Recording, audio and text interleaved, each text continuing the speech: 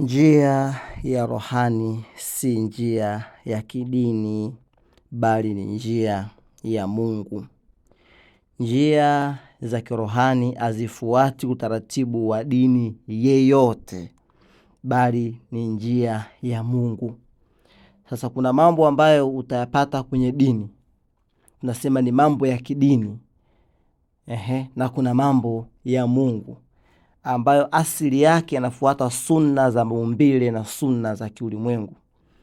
Sasa kumpata mtu au kutuletea sisi klipu za watu ambao ni wasomi katika dini, kuwakompea na mambo ya kirohani ni kutuvunjia heshima, kwa sababu watu hao nina 100% hawajitambui. Nina 100% kwamba hawajitambui. Sisi tuko hapa kuzungumzia mambo ya kiroho, mambo ambayo yapo kabla hata dini haipo. Mambo ambayo ni asili tangu mwanadamu anaumbwa, tangu jini anaumbwa, malaika wanaumbwa, Allah mwenyewe ameyaweka haya mambo.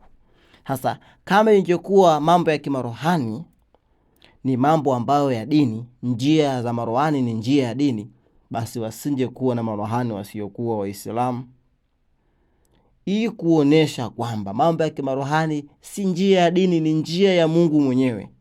Basi utawapata wasiokuwa Waislamu, utawapata wana marohani, Waislamu wana marohani, wengine hata wasiokuwa na dini yoyote, hawajinasibishi na dini yoyote, utawapata wenye marohani. Hii inathibitisha kwamba njia za kirohani hazihusiani na dini. Hazihusiani na dini. Na mimi kitu ambacho mlikuwa mjui, dalili ya kwanza kabisa, asili ya uumbaji wa binadamu, Mungu alipomuumba binadamu, kama maandiko mbalimbali ambavyo yanasema kwamba alimfundisha au alimwekea utaratibu wa maisha ambayo ni dini. Lakini cha kwanza alimpulizia roho. Kabla hata hajamwambia dini ndio hii, fuata utaratibu ni huu, alimpulizia kwanza roho. Huyo ndio rohani, ambao pumzi hiyo hiyo kiini chake ndio rohani, ikionyesha kuwa roho ilitangulia kabla hata ya utaratibu wa maisha wa kuishi, kabla hata ya utaratibu wa maisha wa kuishi. Lakini dini inaweza kuendeshwa kiunafiki. Nyewe mnaona dini ngapi zinaendeshwa kinafiki? Dini unaweza kuendesha kwa kuigiza, kwa kufuata utaratibu tu ili uonekane mwema. Lakini rohani huchunguza moyo wa ndani. Hauwezi ukanafikia mambo ya kirohani. Na hata Mungu mwenyewe anatazama, yanzuru fi qurubikum, anatazama ndani ya nyoyo, uhusiano wa moyo ndani. Na ndio maana akasema kila amali inalipo kutokana na nia, na nia mahali pake ni moyoni. Mungu alipi kwa wingi wa utaratibu au wingi wa mazoea. Kwa sababu mimi nimekuja kuona watu wanajaribu kuwatafuta watu wenye uelewa wa chini, ambao hata maisha yao wanaishi kinafiki sana. Eti wao maneno yao wanayosema, wanataka kutuletea klipu zao sisi tuje tuzime hii elimu kubwa tunaoitoa, tuseme tu kwa sababu fulani amesema. Mbona wao wanakana wauaji, wanaua watu, na kesho wanakanao meza moja, wanawasifia, wanatuambia sisi tuwasifie kwa sababu wamepewa 1,000,000, 2,000,000. Watu wa kirohani sisi hatuishi kinafiki. Sisi watu wa kirohani tumefundishwa kuishi katika reality. Kwani wangapi ambao wamekamata dini na ni wanafiki? Mwafikiria dini ni kuvaa kanzu au dini ni kutia irabu? Kwamba wewe ukiwa umetia irabu wafahamu kwamba hii ni alifu, eti uje hapa useme mambo ya marohani ni haram lam yasbit. Kwa dalili ipi? Hii ni asili, ipo. Hakuna mtu ambaye anaweza akaishi kiunafiki. Wapo watu ambao si Muislamu, lakini kwa usafi wa roho waliokuwa nao ana karama. Kwa usafi wa roho waliokuwa nao hajui hata alifu imegeukia wapi, ana karama kwa sababu ni mswafi. Wangapi wanasilimu pasi na hata kulinganiwa? Akthar ni wengi wakisilimu. Sasa lakini waweza kuwa katika kwa jinasibu na dini fulani, lakini ukawa unawanafikia watu. unakuja mbele ya kamera kwamba ni mwema, nyuma ya kamera ni mzinifu, nyuma ya kamera ni mwizi, nyuma ya kamera ni muongo. Nienda sehemu moja Kahama, inaitwa Misumbwi huko, kwa watu wa dhahabu. Mgeni wale waliotupokea wakatukirimu siku ya Ijumaa, wakasema hutuba ni juu yenu. Nikamwambia rafiki yangu, toa hutuba kuhusiana na mambo ya zinaa. Yule imamu anatuuliza, vipi mnatoa hutuba nini? Tukasema zinaa. Akasema msitoe zinaa, unajua watu wengi hapa ndio wanatoa sadaka, wanatoa mamilioni, wachimbaji wa madini ndio tabia yao ya kuzini, msiseme. Lakini mtu akima rohani hawezi kununuliwa. Ndio maana tunataka watu waishi kirohani pamoja na dini ulizokuwa nazo. Hawezi kumnunua. Atasimamia haki, hapa mmekosea, hapa mmeua, hapa mnaonea. Atazungumza katika haki, na ndio kitu ambacho tunachokihitaji. Lakini uwepo wa Mungu hauzuiliwi na ukuta wa dini. Uwepo wa Mungu hauzuiliwi na ukuta wa dini. Haimaanishi wewe si Muislamu au wewe hujasoma basi pumzi yako pia hakupi Mungu. La hasha. Pia Mungu kabla hujamtafuta katika dini, unamtafuta katika roho. Hilo tukubaliane. Unamtafuta, yani kabla hujaamua sasa, jamani mimi niibukie dini ipi, niende kwenye Uislamu au niende kwenye Ukristo, Mungu kwanza anakuwa amegusa roho yako, amekugusa kwenye roho. Leo watu wanaweza kumnajisi mtu kwa sababu yule si Muislamu kufanya hivi, lakini wallahi billahi kile ni kiumbe cha Mungu, Mungu kamuumba. Lakini pia Mungu humfanya mtu ahisi uwepo wake popote pale, hata awe katika giza, awe katika jangwa, awe kazaliwa katika katikati ya mganga na mshirikina. Yani ule mganga wa kishirikina, mama mganga wa kishirikina, baba mchawi, wakamzaa mtoto. Mungu pale pale anaweza akamgusa roho ya yule mtoto, pamoja na kwamba yupo sehemu chafu yenye giza, bila kulazimika kuwa ndani ya jengo maalumu au bila kulazimika kuwa mtoto wa shekhe. Kwa hiyo dini ni chombo cha kuelezea au cha kueleza, lakini rohani ni uhai wenyewe. Dini ni kama ramani au gari ambayo inamfikisha mtu mahali fulani, lakini rohani ndio injini yenyewe. Kwa hiyo uwezo kaniambia mimi nimekuwa tu Muislamu, lakini hauna ikhlas, matendo yako hujamtakasia Mungu, wafanya kwa sababu wewe shehe mkubwa, kwa sababu uonekane. Kwa hiyo unaweza kuwa na ramani nzuri, ukawa na dini nzuri, dini ya haki, lakini ukakosa uhai wa ndani ya roho. Yani kawa wewe roho yako different kabisa, roho yako haiko. Sasa pia uwezo wa miujiza ya kuponya. Wako watu katika Wakristo so mbali hapa Tanzania, nitakuja kuwataja siku moja. Hao watu wanaponya kweli. Sio Waislamu, Wakristo wanaponya kweli. Nini kinachofanya wale waponye? Mimi nikwambia wallahi, walichokifanya hao ni kufungua rohani tu. Hawatubii chochote rohani. Sasa tuseme kama hao wanaponya, wengine si Wakristo, wengine wako katika dini fulani wanaponya na dini zao. Je, dini zao ni za haki? Tuulizane. Yani kama hao wanaponya, mnataka mniambie jamani, haya mabongo nyinyi mnafikiria kama mimi, wao dini yao ni ya haki? Mbona wanajinasibu wanasema jina fulani wakati wakimtibia mtu? Je, dini yao ni ya haki? Ndio mtakuja kuona kumbe tukitoa hizi dini kuna lijibwasha likubwa la elimu, kuna kitu likubwa linaitwa rohani ambalo wengi hawajalifahamu. Hasa kumpata mtu ambaye hata yeye tu hajijui ni nani. Yani yeye tu ukimuuliza wewe ni nani, yeye mwenyewe ajifahamu zaidi ya irabu ambazo amekalilishwa kichani, aseme tufanye mdahalo, tufanye nikash. Hasa mimi nitafanya nikash na mtu ambaye hata yeye hajijui ni nani. Utazungumza nini na mimi? Utaishia tu kudhalilika ya mchana kweupe. Huna cha kuzungumza na mimi. Ndazungumza vitu ambavyo wewe uvielewe, uje kuvisikia toka uzaliwe, na ikawa mushkil.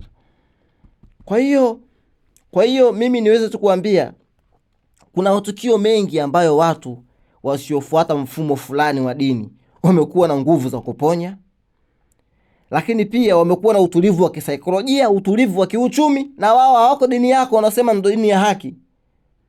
Wamekuwa na uwezo wa kutabiri, hawako katika dini yako, jambo ambalo linathibitisha kuwa nguvu ya Mungu hupenya hata nje ya kuta za nyumba za ibada, hata nje ya mfumo wa dini. Mungu akiamua kukufikishia yeye fadhila zake anakufikishia.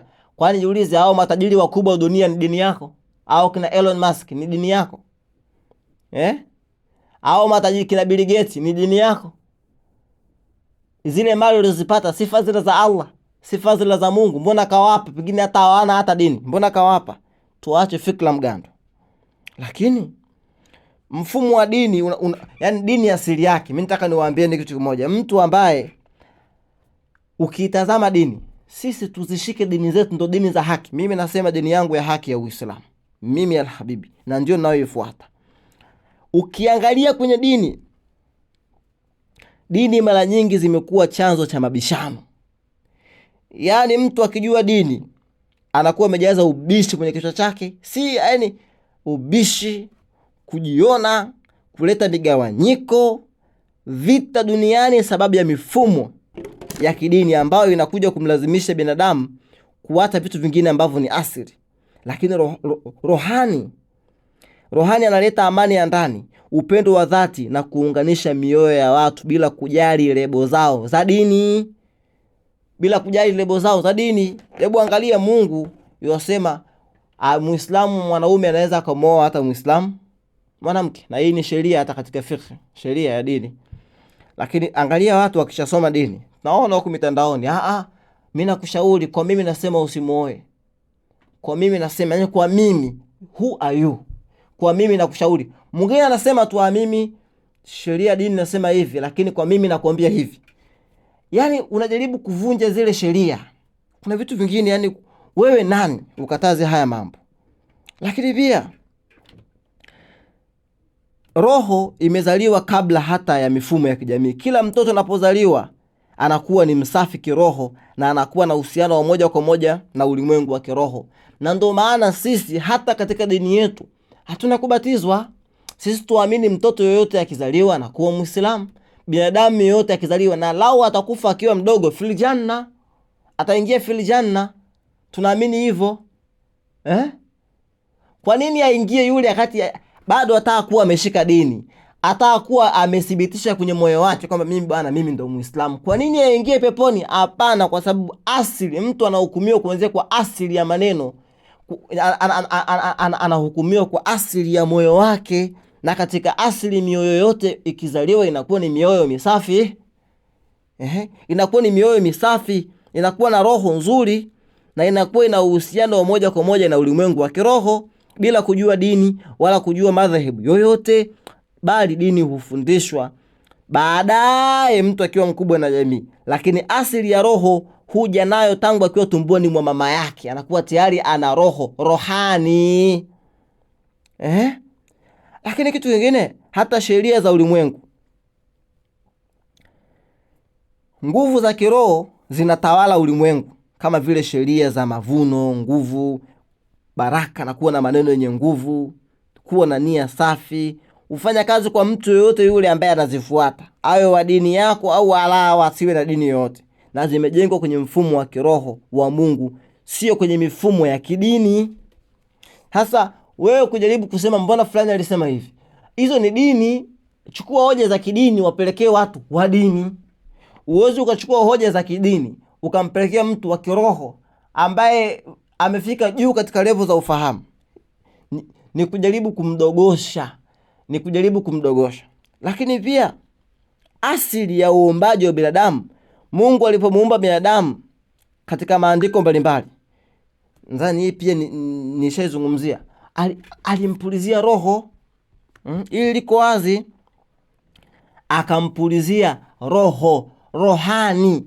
Lakini sio kwamba alivyomuumba akaanza kumfundisha dini, aya sijui hii ni fiqh, hii ni nini, dini ni hivi, hii ni shahada. Kwa nini akumtamkisha shahada?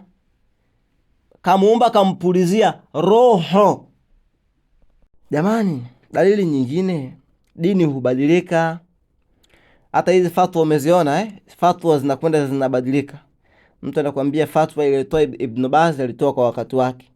Sasa hizi fatwa yetu ni hii, dunia imeharibika, lakini sheria za kiroho za kirohani hubaki. Ukiangalia hata historia mabadiliko ya dini inaonyesha jinsi dini mbalimbali na sheria zake zinavyoweza kubadilika, na wakati mwingine kufutwa kabisa au kuundwa upya. Hujasikia siku moja shekhe mmoja, Allah amhifadhi, alisema kwamba kuna hadithi afuata hapo kwenye simu nilikuwa nayo, nasema Mtume sallallahu alaihi wasallam alipokuwa amepewa maziwa, nadhani nzi akaingia, si kwenye maziwa au maji, akamuingiza na bawa la pili, lakini Sheikh akasema kwa zama zetu hizi usifanye hivyo, usinywe kwa zama zetu. Hii inaonyesha kabisa kwamba mambo ya dini huenda badilika kutokana na watu walioshika hatamu au kutokana na zama vile zilivyo, lakini asili ya mambo ya kiroho haibadiliki. Asili ya mambo ya dini haibadiliki. Lakini mfano mambo ya kiroho kama vile haki. Mambo ya kirohani, mfano haki ni kitu ambacho hakibadiliki. Haki ni haki tu. Upendo ni upendo, hata ije miaka 10,000 upendo utakuwa ni ule ule. Utulivu au kumjua Mungu havijawahi kubadilika tangu kuumbwa kwa ulimwengu. Allah ni Allah, ni Allah, ni Allah. Kupenda ni kupenda, mapenzi ni mapenzi, chuki ni chuki, chuki ni chuki, love ni love, love ni love. Hii pia ni dalili mmoja wapo ambayo ni nzuri. Mfano pia kifo. Wakati wa kufa mwili ndio ambao unabeba itifaki, mavazi, unabeba majina, mwili ndio utavalishwa sanda, mwili ndio utakafiniwa, na mwili ndio unabakia hapa, lakini roho ndio ambao itajidhihirisha kwa muumba wake, tapelekwa kwa muumba wake, kuonyesha kwamba roho ni kitu cha muhimu. Ukiangalia hata sheria zote za fiqh, sheria za nini zinaelezea mwili. Mtu ukimshika mtu juu kalio, mtu akisujudu usujudu vipi, mtu sijui ukitokwa na manii, mtu ukifanyeje, mtu ukihivi, mtu ukiumia, yani imeelezea mwili. Ni hivyo. Lakini pia hata katika masala ya dua ni katika mambo ambayo ni katika mambo ya kimungu, wala si mambo ya kidini. Ndio maana dua waweza kuomba kwa lugha yoyote ambayo wewe unaijua. Maadamu ni dua, wewe kama unaweza Kimasai au Kigiriama, waweza kusoma dua. Wewe kama unaweza kuomba dua Kirabai, waweza kusoma dua. Vyovyote katika kabila lako, haijasema kwamba dua lazima usome kwa dini fulani. Ndio maana hata siku Muislamu kama atanyoosha mikono juu kusema Allah nijalie gari, Allah anampa, kuonesha yale ni mambo ya roho. Yani sisi ndio tumekuja kubaguana, lakini mimi niseme mtu ni mtu ya. Sisi tumekuja na labda kwa sababu watu dini wanasoma vibaya ama sijaelewa. Lakini mtu ni mtu, sema hata kafiri sema Allah nipe mke mwema. Kwani nitaka kusema hamna makafiri wenye wake wema? Hakuna wasoko Uislamu wenye wake wema? Hakuna wasoko Uislamu wenye wake wazuri? Hakuna wasoko Uislamu ambao ni matajiri? Vipi Mungu kawapa na sisi tunaitakidi kwamba wao wapo katika dini ya sawa? Tukubaliane kwamba hayo yote ni katika mambo tu ya ulimwengu na sunna za Mungu, anampa yote. Na wala kwa Mungu si chochote ya mambo ya marwani, si chochote kwa Mwenyezi Mungu na mambo ya maisha. Ila sisi ndio tumeshikia bango. Haiwezekani, itakuwaje hivi? Mbona sasa kwenye dini hasa wewe unakuja kupima mambo ya marwani kwa kufungua vitabu? Utaweza kweli? Utashindwa. Mimi nikushukuruni sana, asanteni sana pia kwa kunisikiliza. Subhanakallahumma bihamdik, ashhadu an la ilaha illa anta astaghfiruka wa atubu ilaik.